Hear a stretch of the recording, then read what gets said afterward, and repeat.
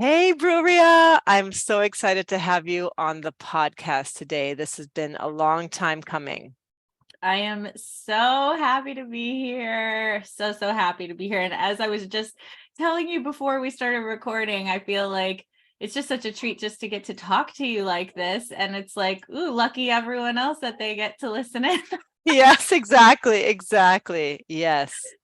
So that's the invitation, right? Like, come sit with us at the table. We each have our water and our tea going on or our coffee. So you bring yours and you sit down at the table with us.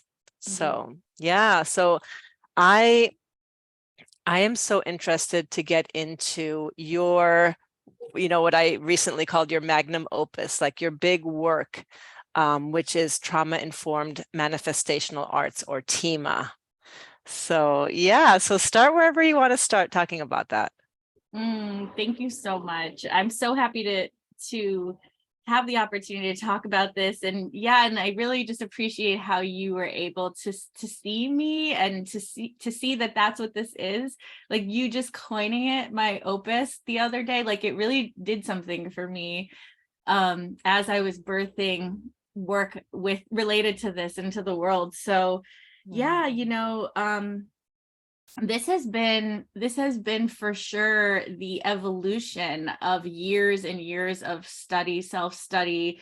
When I first discovered the manifestational arts back in 2012, like I still feel like goosebumps and butterflies just thinking about like that initial feeling, like when you first find this body of knowledge. And I think for anyone listening who has had that experience, like they know what I mean. It's like this excitement. It's like, oh my gosh, like I create my reality. Like what? Like The it's unveiling, right? The pulling of the veil. Oh God. yes, yes, it's like the most exciting feeling. And also with that excitement, it's like there's like this also a bit of heaviness with it too. It's like, oh my gosh, wait, I create my reality. Oh shit. Oh yeah. Yeah. So like I think, literally for a whole decade of me studying these works, it was me tussling with that Yeah. tension of Yeah. those two things. And and a lot of that has to do with, there's definitely a part of me that's very perfectionistic. We were just talking about astrology before, that maybe is my Libra rising. And and so like studying these arts and learning that, okay, our reality is dictated by our vibration, and our vibration is dictated by our emotions. And so if we want a good reality, we have to have happy emotions. That can become kind of like a dangerous place for a perfectionist, because Yes. then you're like constantly scrutinizing your emotional state 24/7, like, am I being love and light? Am I in a vibrational match to my desire? And it's a Mhm. lot of internal pressure, and it's also just not reality. It's Yeah. not who Yeah. we are. Yeah. You can easily see how that can go into a spiritual bypassy place, or even like human bypassy place, or bright siding, right? All of that. All of that, Yeah. exactly. And so that's like kind of where I was for like many years. And I'm not saying that to shame myself. Like I was so well-meaning, as we all always are. And like I think it's a testament to like the intensity of my desire. Like I have huge desire, I always have. And knowing that there was a way that I could potentially really experience the manifestation of that desire in this lifetime was always so stimulating to me, Yes. Yes. you know? Yeah. So, but things really changed for me in 2020 when COVID happened. Um, and a lot of people have different ways of referring to COVID, like it was like this great awakening or the great reset or whatever, it meant a lot of different things for a lot of people. But I think we all can agree collectively it was, for sure, I think it was kind of like a reattunement. What I've noticed with the people in my sphere is that anything that wasn't really in alignment in their lives, like COVID, just like it It just had burned like it away. burned it away. Yeah. Totally. And it did that for me too. And it kind of burned away the systems and the structures in my life that were misaligned. And it also led me to working with psychedelics, which was the first time I had played in that realm. And what I found, for me, working with psychedelics, for me, psychedelics are just these very potent catalysts, and they have this power to pierce right to the heart of the matter. Yeah. Whatever the thing is that you need to work on karmically, physically, emotionally, spiritually, they go right to that spot. They shake it up, they unearth it, they bring it to the surface, and then it's like, here you go, like, here's all your trauma. It's like a little street sweeper, like, let's just come through here. Totally. And like, I didn't even know what I was getting myself into. I literally walked into a Bufo ceremony accidentally. Like, I didn't, the medicine found me, for sure. How do you do that accidentally? Well, this is the funniest thing. And it's believable for anyone who knows that I live in Los Angeles, because my son was invited to go have a play date with one of his best friends from school.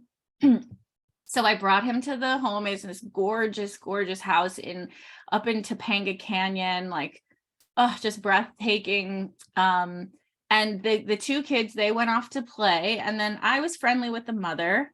And so we're just like hanging out because the kids are doing birthday things. And she's like, come here. And I'm like, where are we going? and then like, she takes me around to this back house area, and I walk in, and there's three women, like, totally like full blown in the midst of the biggest psychedelic experience. And I didn't even know like what was happening, because I had never experienced that yet.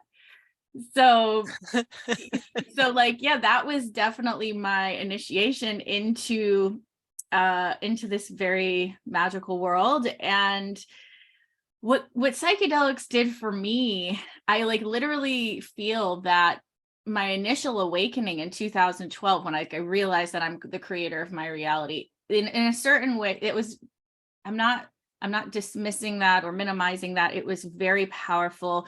It was when I stopped feeling like a victim. It was when I started to like see myself as the deliberate creator of my life. But I didn't have like all the tools. And with this, 2020 psychedelic entry point, that was when I had this, what I think is really like a second awakening, which was my emotional awakening. Oh my gosh, I love that you make that distinction.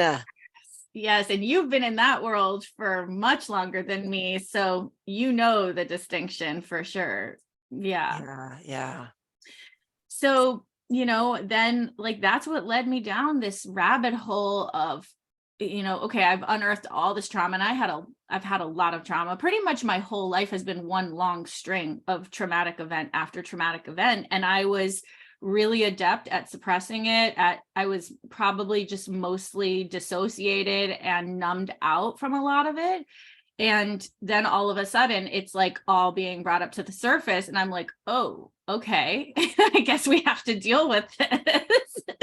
And so, then I started therapy and somatic therapy and learning all of these different modalities and shadow work and alchemy. And I realized, this is the real work. And it is not a walk in the park. It is hard. You're like, no. But it's the most fulfilling work. Yeah. I'd love to share a story of just kind of like my proof or my evidence when I realized that this was the missing ingredient to manifesting. Yes. So, a lot of the themes that I experienced, a lot of abuse, trauma, all kinds of abuse. I don't need to get into the details, but yeah. And so like a lot of my work had to do with boundaries, codependency, speaking my truth, being very susceptible to like toxic relationships, trauma bonds. I was like a magnet for narcissists. Like it was like a moth to a flame, like, oh, Bruriyah, here we go. And so those were like a lot of the patterns I was identifying and shedding. And so there was one, probably like my core wound is a biological relative, blood relative that had abused me in early childhood. And this particular person also, I didn't know for sure, but I thought it was pretty likely I was going to receive a very sizable inheritance from this person who had a lot of wealth. And because of that knowing, I really stifled the truth for my whole life. And in my relationship with this person, we didn't talk about it. Whenever they would bring it up, I'd be like, well, let's just stay in the present moment. Let's not talk about the past. That was how I handled it. And there was deep fear and deep codependency there, where I was like, if I speak my truth, like I'm going to get cut out of my share. Yeah. And so that was how it went for a long time. And then, because of all this healing work I was doing, I'm posting on social media, trauma, healing, blah, blah, blah. And like this person saw all of this content, and I didn't name anyone. I didn't speak specifics, but I just spoke very generally. Yeah. But what was interesting is the day before my birthday, this person emailed me and they said, I don't know what you think I did to you, but I didn't do anything. And, which obviously is already a red flag, because like, how did you connect that all of those things had anything to do with you? I never named you in any place, but right. Anyway, side point. But I had actually started having memories of the abuse in an ayahuasca journey. Wow. And so I knew, like, I had already had a implicit memory in my body. I already knew, but because I saw in the medicine space what had happened, I was like, I know, like, I know now. The veil has been totally lifted. And so the day before my birthday, they send me this email. And I also was like fairly certain for my birthday, they were going to give me a large sum of money the next day. So it felt like such an initiation. I was like, what's happening right now. Like, I just knew that this was like one of those moments of a lifetime where it's like, here's the opportunity. What are you going to do? Yes. And I've been doing so much healing that I couldn't deny it anymore. I was like, I have to speak my truth. But like, it felt like the scariest thing in the world, like I'm just sharing the story now as if it's no big deal. But at the time, it felt like I was going to die, Yeah. So anyway, I called them and I said, like, I'm sorry, but I remember and I know what you did. And I do forgive you. Because I also have this awareness that a lot of this is generational, and, hurt people and all of that. And so, but I was like, but I, I know what you did. This is my throat is like, speak the truth. Yeah. So, but I was like, but I know what you did and I'm not going to pretend anymore. And this person's response was, well, you're dead to me. And never speak to me again. And so that was that. But I felt like, I was like shaking. It was so intense, but I felt relieved afterwards. I felt so relieved. I was like, I know I did what I needed to do. And I was so intentional. I was really holding myself through it with all the work I'd done. And I was like, I know that like God, source, infinite intelligence, the universe is my bankroller. Like, this person is not my bankroller. No external individual. Like, I don't need to be codependently dependent on anyone. And again, that sounds really sexy now as I just tell the story, like, yeah, whatever, the universe is my bankroller. But like, when you feel like you're really cutting yourself off from potential, like major wealth, it was a big leap. It was a very, very big leap. And oh my gosh, so sorry. I don't even know how that Okay, sorry. And you didn't grow up with a lot of money, right? So you had experienced poverty, loss, scarcity, right? All of that. Yeah. Yes. Yeah.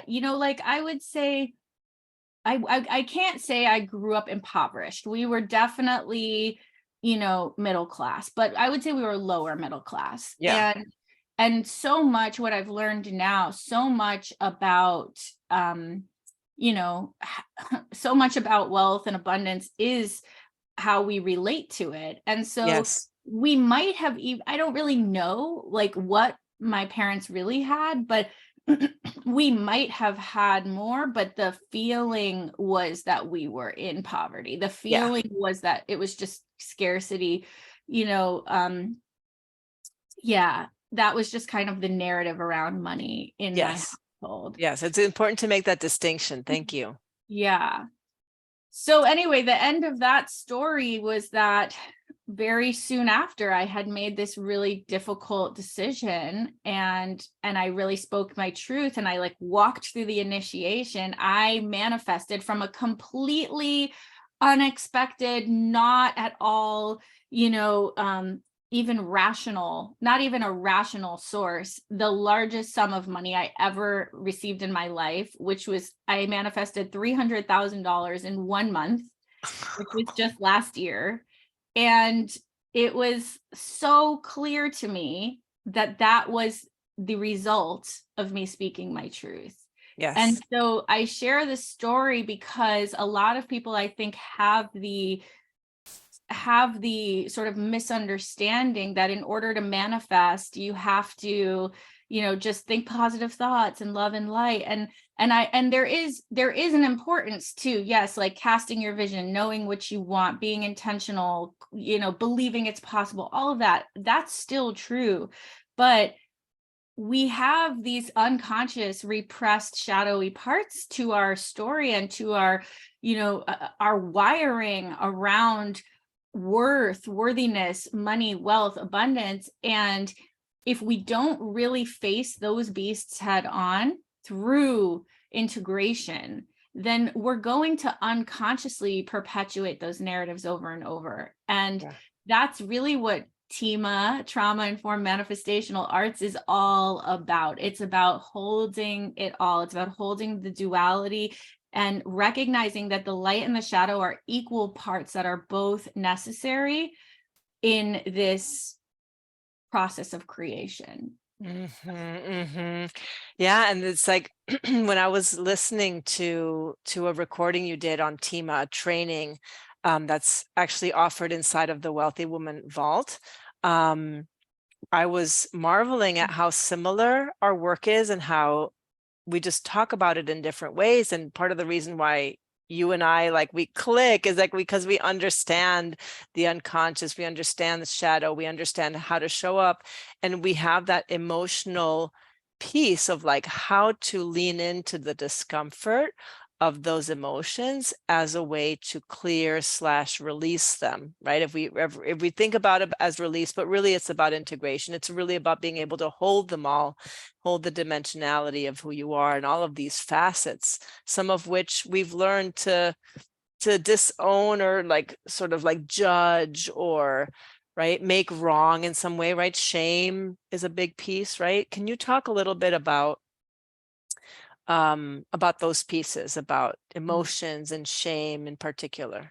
Yeah, I think there is like I think that's like the shadow of the shadow of like the love and light, light worker archetype, if you will, is that there is like a total rejection of negative emotion. And Yeah. like you said, really holding it all and integrating it all is necessary for the ultimate like individuation process, as Carl Jung talks about, and path to wholeness. And we cannot cut a part of ourselves off. It's impossible. We might think we're doing it. We might think, oh, I don't want to, associate with those shameful emotions. And so I'm just going to focus over here, but they're going to fester and we're going to subconsciously, bring them back into our life one way or another. And so it is actually through diving in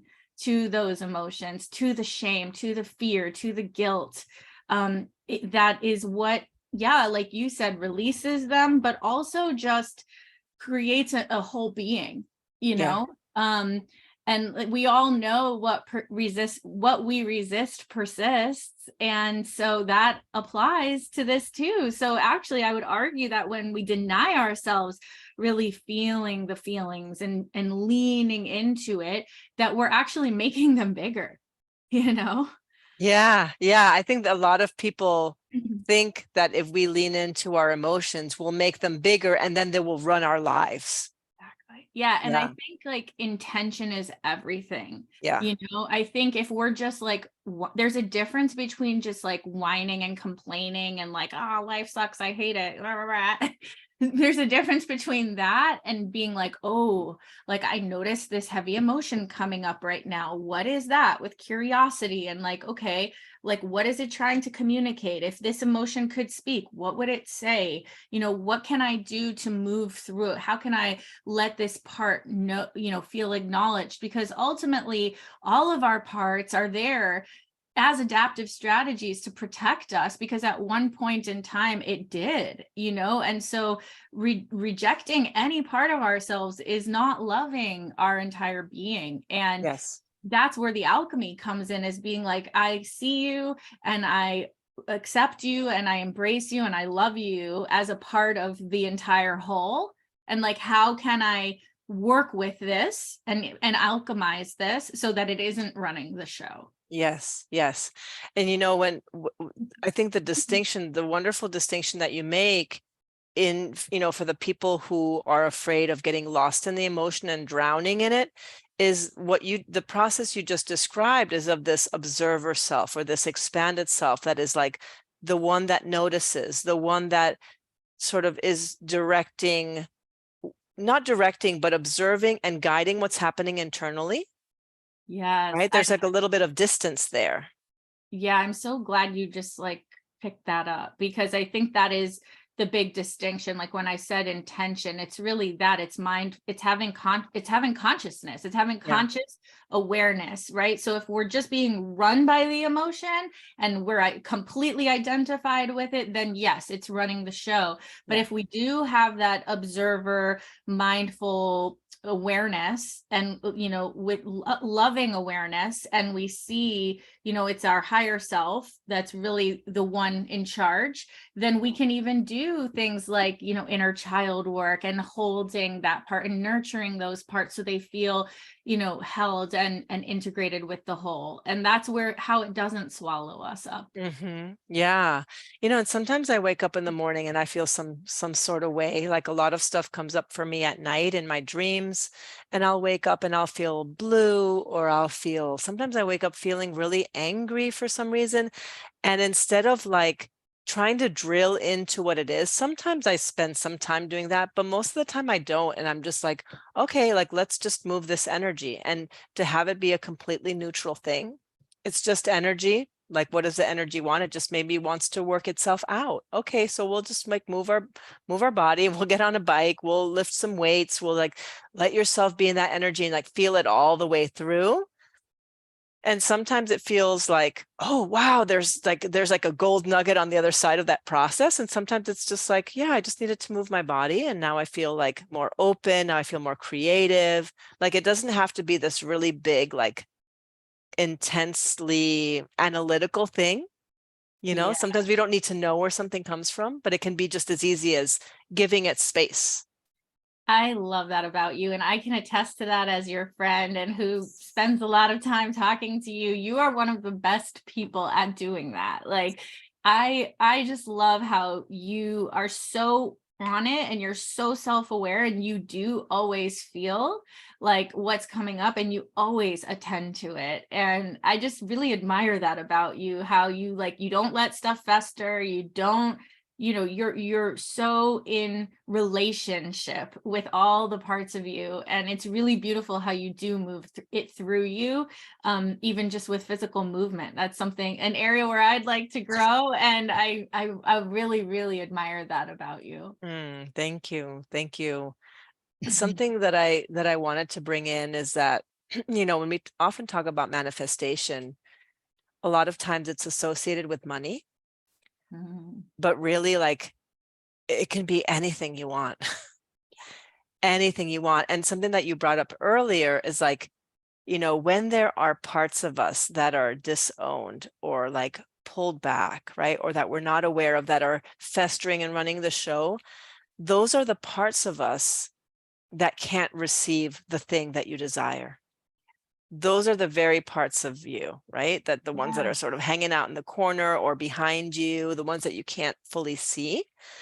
And yeah, so I'm just wanting to bring in the element of like, yeah, it doesn't have to be money. It can be money. It can be relationships. It can be collaborations if you're in a business, right? Wanting to collab, or I don't know, anything. So I would love for you to talk a little bit more about what that process has looked like for you in terms of like your own shadow work. Yeah, that would be, and your own manifestation process. Definitely. Yeah. Yeah. I think like my biggest shadow work has mostly been being held by amazing practitioners. I have to say, like, the majority of my shadow work has been in psychotherapy and somatic therapy, because, and again, like, I have complex trauma. I have a lot that I'm processing, and there was a point in time where I was like over processing. I was doing so much processing that I did get kind of sucked into a trauma vortex. And that's also important to, again, where you're being sort of that witness to to be like keeping an eye on things like, okay, well, how much of my energy is going towards healing, because Yeah. healing can become quite a rabbit hole in and of itself, and we're not meant to like throw ourselves and our lives like completely off kilter, just constantly moving these like colossal traumatic experiences. So Right.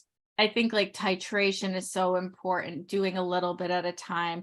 Another really amazing part of my healing has been co-regulation and creating safe relationships, one of Yes. which is with you. So I have to thank you for that, because yeah, like when you don't have those safe imprints of or healthy imprints of what conscious, respectful, safe relationships look like, you literally are almost like learning from scratch. So a lot of my shadow work has to do with like the interpersonal realms and the Yeah. relational realms, and journaling, a lot of journaling, definitely some movement too, but that's an area where I'm still a bit frozen, and I'm still working through getting things moving through my body. There are a couple of practices I really love. I really love Carolyn Elliott's book, Existential Kink. Yeah. And she has some amazing shadow work practices in there, like the deepest fear inventory, for Yeah. example. She has a lot of really great alchemical processes, as she calls them. And but I even was in a DFI, a deepest fear inventory process group for a while, where every single day I committed to writing out my deepest fears. And then so for those who don't know, that process is basically, the premise of that process is basically that some part of us is actually kinky for our playing small in whatever the arena is that we're playing small in, Yeah. which is so cool, like when you think about it, right? And fun too. It adds like a fun, Yes, it has to be fun, right? Pleasure. We have to have our pleasure. yes. So, the deepest fear inventory practice is basically writing a letter to the universe, saying, hey, like, I actually hate this thing that I think I want. Like, I hate being crazy wealthy, or I hate, having the relationship of my dreams, or whatever it is. And here's all the reasons. And I love that practice because it really invites us to tap into the unconscious. It Yeah. invites us to really get in relationship with our shadow, things that we probably would never consciously give ourselves permission to like even acknowledge or Yeah. identify. And then and by digging it, and what was so cool, when I really was very religious with that practice, like I did it daily for a while, was when I first would write out my fears, they felt like they had a lot of charge, so Yes. much hold over me. And then as time went on, I would write these things down and I'd be like, this is silly. Like, what? Like, this is dumb, so it lost its power. And that's Yeah. like the perfect example of what we've been talking about, is like, when you dismiss, when you bypass emotions, they fester, they get bigger. And Yeah. when you really give them, when you cast the light of consciousness onto them, they disintegrate. Yeah. They're like, oh, okay, like, cool, we've been acknowledged, now we can move on. Yes. So Yes. I love that, because they want to be seen, felt, acknowledged.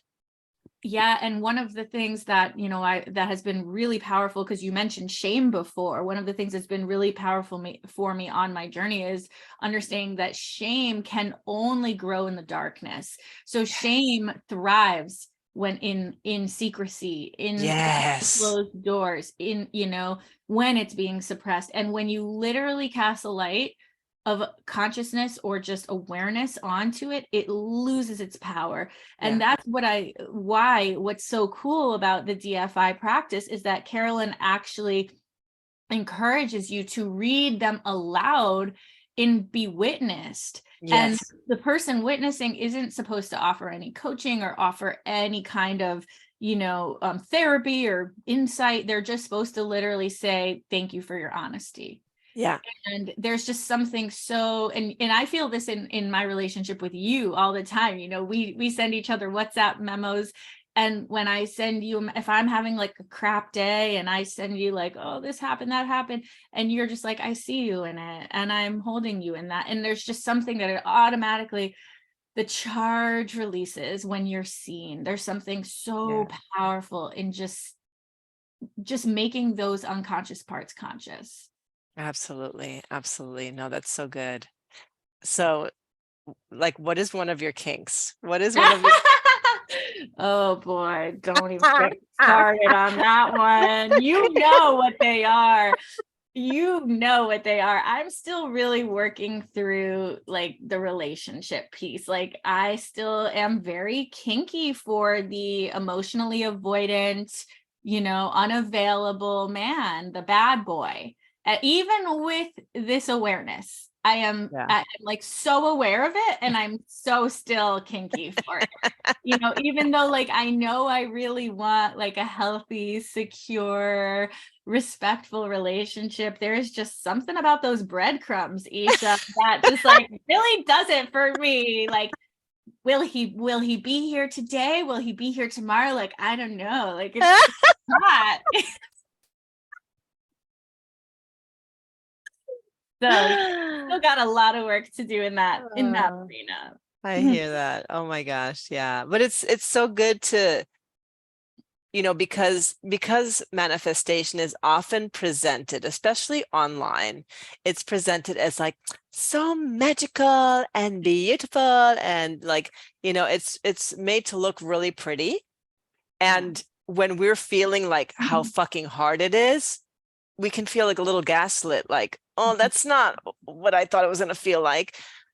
But to have you present it in such a, like, just a gentle, people often talk about like compassion, but it really is like, for me, I love using humor, because Mm. you know, I have like the part of me that loves like the saboteur, like, oh my freaking God. I Like, know, I'm it like is. getting all riled up as you're saying that. I'm like, yeah, I'm thinking for that too.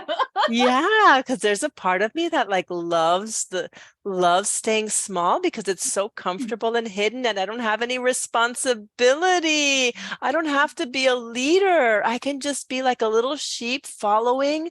I can be totally subby, right? And have somebody else tell me what to do. Yeah, yeah. I think that's where it is for me too with these like, relationships that I'm talking about, is that it's really like a deep fear of intimacy, because like real intimacy, it demands of you to also be like Yes. fully present and Yes. fully showing up, and that's scary. Yeah. So Yeah. Yeah. I want to bring something in before we finish today. There's something that I want to bring in that I feel is really important as part of the, like, especially thinking about money manifestation in particular. And I also have felt this with relationships. I mean, I've entered relationships where I've been very aware of, like, oh my God, I am the first woman in my entire lineage that is going to be met. I'm going to be met sexually. I'm going to be met emotionally. Like, it's fucking happening. And I also have had, this feeling of, like, oh, like I am to build, like, wealth in this lifetime. Lots of different types of wealth, but yes, also money wealth. And I want to speak to, like, you said something about the nervous system being, what, 500 billion or million years old? Mhm. And, like, what is inside of us? And when we do this work, like, generations back and generations forward, like the cellular piece, I want to speak to the ancestral, collective, and cellular pieces of this. Yes, that's so important. It's such a huge necessary part, I think, of being TIMA as well, because we can't call ourselves trauma informed if we're not acknowledging all of those layers, the layers Yes. of the systemic oppression, the layers of the core family wounds, the generational cycles. And it's really, I think it's really this, again, symbiotic relationship where as above, so below. Like, as we do our individual healing, we're healing the collective, but also we need to acknowledge the collective wounding and show up in the ways that we can, advocacy, activism, to make change on that level too, if we really want to be these chain breakers for our lineage. And Yeah. I think there's like a common misconception also in these like manifestation communities that you're talking about, where it's like we just have to put, like, bury our head in the sand and be la la la la la, like, hear no, see no, speak no. And it's Right. like, just of like, what planet are you on? And I think when I first started to really make these connections for myself, because this wasn't something that I learned from anywhere, I really just made these connections for myself. And I started to give myself permission to acknowledge, like, hey, I think you're onto something. Like, I think there's something here. It was the greatest relief in my system to be able to stop with the bullshit. It Yes. was the Yes. greatest relief in my system to be able to, like, be here now in this 3D reality. Like, we are in the 3D. Like, we have human flesh skin suits. We're here, right? Yes, we're spiritual beings and all of that, but we're here.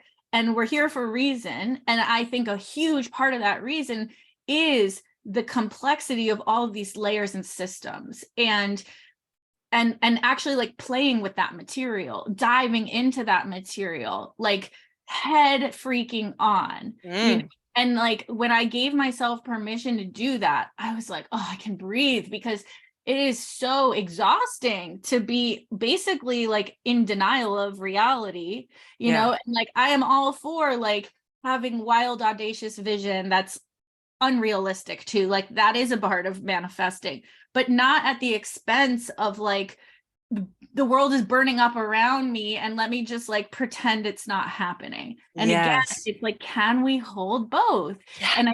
And I see what feels very tragic to me is a lot of people have this spiritual awakening, they believe in the magic, and then they kind of make some of these connections for themselves after, and they're like, but this is, like, really hyper individualistic, and this is, like, feels exploitative, and this feels like we're denying reality. And so then they reject the spirituality altogether because they can't seem to reconcile it in their consciousness.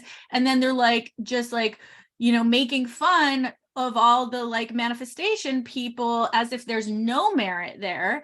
And again, it's the being trauma informed and being a trauma informed manifestational artist is, can we hold both? Because they're both true. Yes. Yes. Like, and when you talk about that piece, it's like, just, you said we are in bodies, we are in skin suits, meat suits, like, we age, like, shit happens, right? And to really be fully present for the human experience and fully, like, almost like yay, like what's gonna fucking happen next? You know, like, And I think there's so much fun in that. There's so yeah. much fun in like leaning into the humanness, like playing with archetypes, like I've been really like playing a lot recently with like the old hag and the crone energy, and like, yeah, like, am I going to get all wrinkly? And yes, like I'm seeing gray hairs pop up, and the what comes with that, and the wisdom, and there's just so much pleasure and beauty and fun in being human. Like I love being human. I know that I'm eternal and I will live forever, and I've lived forever, and I'm going to go back to basking in eternal bliss eventually, and that'll be cool. But like I came here in this physical body because I thought it would be fun. So now I'm trying to pretend that I'm not in a physical body. Like, what is the point of that? No, Yeah. I fucking love that. I fucking love that. Yeah, yeah. And around the collective piece, like because our nervous systems are so old, right? And our nervous system carries so much like epigenetic wisdom, information, like we are spring loaded with this information. Like there is this whole ripple effect when we do our own individual healing. There's not only a ripple effect backwards and forwards, but there's also the ripple effect of like when you and I, for example, are in relationship, or when we hold space for bigger groups, like that work like ripples out from us onto other people, right? So there's like this whole like co-regulation thing happening between you and I, or me and somebody else, and that is the ripple effect. And that's why, like, the more when you can hold the space for all of your parts, and that's, it's continual, it's like lifelong work, but as you are able to hold more space for all of your parts, you can see it in other people. You can hold space for other people's light and dark as well. Oh yeah, I have goosebumps right now with you saying that. Like that is so, so, so true.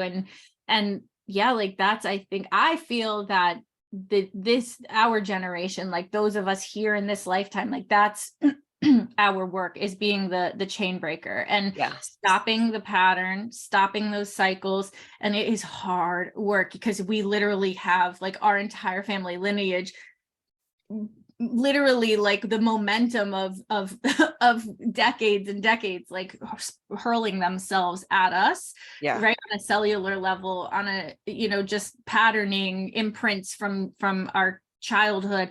All of that is throwing itself at us, and we have this huge amount of material, both individually and ancestrally, to sift Yes. through. But I feel so adamantly that we are doing it, and we're doing it Yes. individually, we're doing it together.